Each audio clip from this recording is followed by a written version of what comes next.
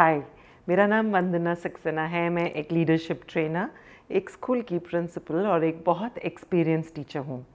और इस वीडियो में मैं आपसे बात करूँगी about 7 myths to break in our mind about school counsellors. तो अगर आप स्कूल एडमिनिस्ट्रेटर हैं या टीचर हैं और ये जानना चाहते हैं कि काउंसलिंग सर्विसेज स्कूल में किस तरह से इफ़ेक्टिव रह सकती हैं, तो ये 7 मिथ्स के बारे में ज़रूर सुनिए। पहला myth, school counsellors have a comprehensive role. अक्सर टीचर्स और पेरेंट्स और एडमिनिस्ट्रेटर्स ये सोचते हैं कि शायद स्कूल काउंसलर्स सिर्फ कंसर्न्ड केसेस के लिए होते हैं या सिर्फ और सिर्फ एकेडमिक प्रॉब्लम्स वालों बच्चों के डील करते हैं या बिहेवियरल प्रॉब्लम्स के साथ डील करते हैं या सिर्फ 1-to-1 सेशंस के लिए होते हैं। तो ऐसा बिल्कुल नहीं है। School counselors have a comprehensive role around the holistic development of the child, जिसके अंदर academic concerns, socio-emotional concerns, behavioral concerns, concerns sometimes with parents at home, और एक उनका बहुत कॉम्प्रिहेंसिव रोल होता है जिससे कि स्कूल काउंसलर्स एक कल्चर बिल्ड कर सकते हैं और उसी से वो इफ़ेक्टिव होते हैं। तो school counsellors are not meant for any one single point agenda. Break that myth in your mind right now. Second myth, school counsellors are accessible to all students.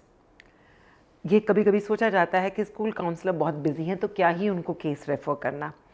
Administrators या टीचर्स बच्चों का जो problem उभर कर उनके सामने आती है तो वो अपने आप डील करने की कोशिश करते हैं।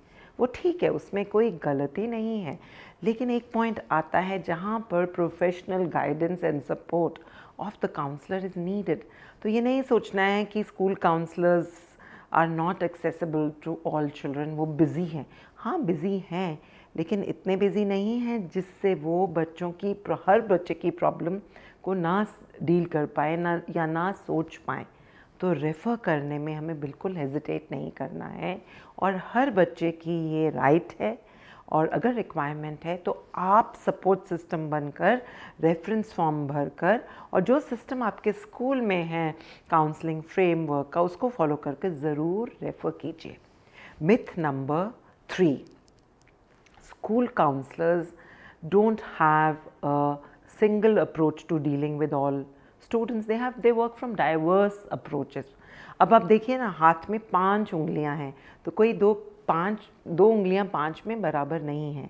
उसी तरह से स्कूल काउंसलर्स जो हैं बच्चे की इंडिविजुअल नीड्स, उसके इंटरेस्ट, उसके एप्टीट्यूड, उसके फैमिली बैकग्राउंड, उसकी अपनी पर्सनल एस्पिरेशंस एंड होप्स को देखकर, बल्कि उसके कल्चरल डाइवर्सिटी का भी ध्यान रखते हुए अपनी कोई भी सोल्यूशन को इवॉल्व करते हैं या वो प्लान करते हैं। So diverse approaches a must for school counsellors. Myth number 4, working from balanced focus.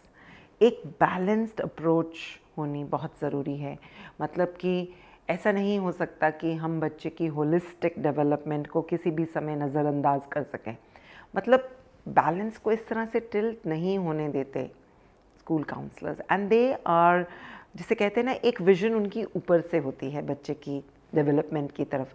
कभी कभी एक रेगुलर टीचर या एडमिनिस्ट्रेटर को अगर वो खुद प्रोफेशनली क्वालिफाइड नहीं है तो उसके बारे में समझ भी नहीं होगी।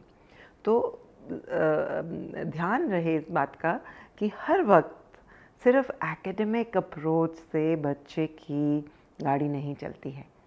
तो उसके लिए एक बैलेंस्ड फोकस की ज़रूरत है जो स्कूल काउंसलर्स दे सकते हैं।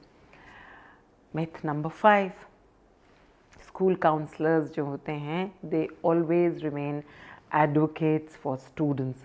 वो कभी भी एक स्कूल की तरफ टिल्ट नहीं हो सकते या टीचर्स की तरफ नहीं टिल्ट हो सकते। The very purpose of a school counsellor is कि वो बच्चे की वेल बीइंग के एडवोकेट होते हैं और उस लहजे से वो स्कूल पॉलिसीज़ को ज़रूर इन्फ्लुएंस करते रहते हैं, जिसकी वजह से स्कूल पॉलिसी एक स्टूडेंट सेंट्रिक वे में ही फ्रेम हो। Myth number 6, prioritised availability depending upon the severity of the case. School counsellors अपनी अवेलेबिलिटी को मार्क करते हैं। तो इसको लेकर बिल्कुल नहीं सोचना है कि वो एक कोई प्रेफर्ड एक पार्शियलिटी शो कर रहे हैं। उनको पता होता है कि किस केस को इमीडिएटली डील करना है और किस केस को थोड़ी देर बाद वो डील कर सकते हैं। सो दे ऑटोमेटिकली हैव अ प्लानर जिसके हिसाब से प्रायोरिटाइज अवेलेबिलिटी के अनुसार वो काम करते हैं। और आखिरी पर बहुत ज़रूरी चीज़, कॉन्फिडेंशियलिटी एंड एथिक्स।